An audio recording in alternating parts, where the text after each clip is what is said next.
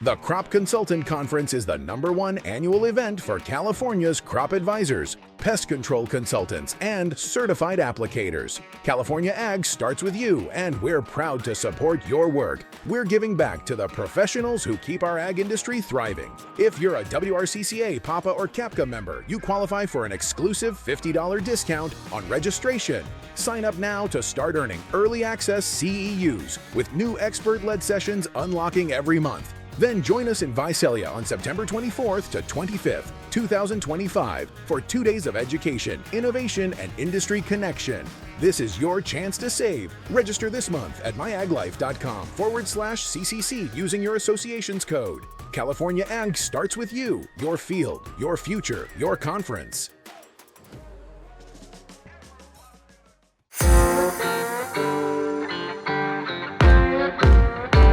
Hi, welcome to My Ag Life. I'm here today with Danny Klittich, who's with Mission Produce. We're here today at a UC Cooperative Extension Avocado Irrigation Workshop in San Diego County.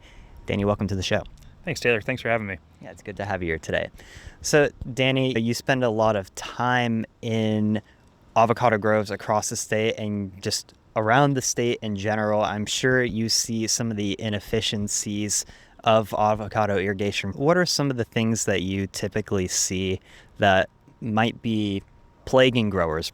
Yeah, I think one of the biggest challenges in avocado growing is water management and trying to manage how many hours are applied and the frequency that is applied, and then doing that without the tools in the field to have any feedback. So really not utilizing technology in the field to make informed irrigation decisions, just doing 6 hours twice a week or 24 hours once a week or whatever that is, and not having some type of soil moisture sensor or on-tree sensor to really have feedback. Is that enough? Is it too much? Is it not enough? And then adjusting that throughout the season. Exactly. And so this is a pain point for the industry. Thus, there's a lot of solutions being worked on to help growers irrigate more efficiently, improve their practices. You talked about some of those things in your presentation, Danny. Solutions that are currently being worked on right now, apps, calculators, and some of the organizations out there that can help growers. What are some of those things? Yeah, there's a whole lot of different services you can buy. There's countless, and we're not going to name them all here. Everybody that's in the ag industry and has ever asked any about what they can purchase in agricultural irrigation management, no, there's a lot of them.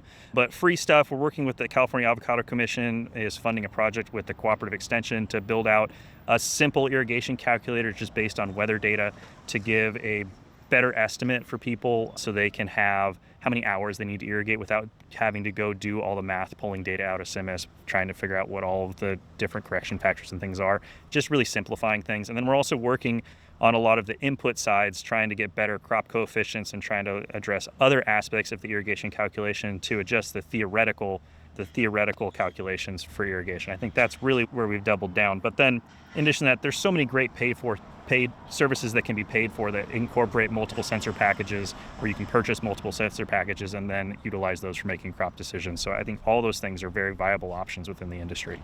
Definitely. A lot of work being done. Tell me a little bit how soil-related issues kind of factor into some of the irrigation woes that our avocado growers deal with. What do you see out there in the groves? Yeah, so soil has an obvious interaction with irrigation. It's how much water we can hold in the root zone. But then also there's innate problems with soil with limiting layers and percolation rates and things like that. All of those have to be taken into account when we're designing our irrigation management plan. But the weird thing is that it all has interplay, and soil texture is part of the calculation and so on, but it really has to do with our frequency of irrigation and not so much how much we need to apply. The trees are going to use what the trees are going to use as long as they're healthy. A healthy tree on sandy soil and a healthy tree on heavy soil uses the same amount of water. The problem is we can just hold less water in the sand than we can in the heavy soil. So taking that into account in our management plans is really important, and understanding what the difference is there. Definitely. And there's a lot of numbers that goes into this, Danny. You put some numbers up in one of your slides based on SIMIS calculations, and some of those were really surprising to me about how much gallons an individual tree is using on a given day in a given month in different areas of the state. That the variability between some of those areas in the state was interesting to me. So obviously folks in different areas of the state are going to be approaching this differently, but in general right now, what do growers have at their disposal? Things like improving their hardware, investing more into their irrigation systems, what can they do right now to improve? Yeah, I think right now, if you don't have any soil moisture sensing technology, there's huge return on investment to having just one sensor in the field to tell you if the soil's too wet or too dry and how deep your irrigations are going. I think that is a must in every operation. Every grower has access to the CIMIS stations that are a statewide, California statewide system. However, there's not always a station close by to you, but you can use that data to then influence your irrigation calculations and look at that. But really, getting an idea from CIMIS of how much you might need to irrigate and then using a soil sensor to make sure that you didn't irrigate too much or too little can really make a huge difference on above just guessing 6 hours, 8 hours because the weather was what it was last week. So I think that's the biggest return on investment for any grower.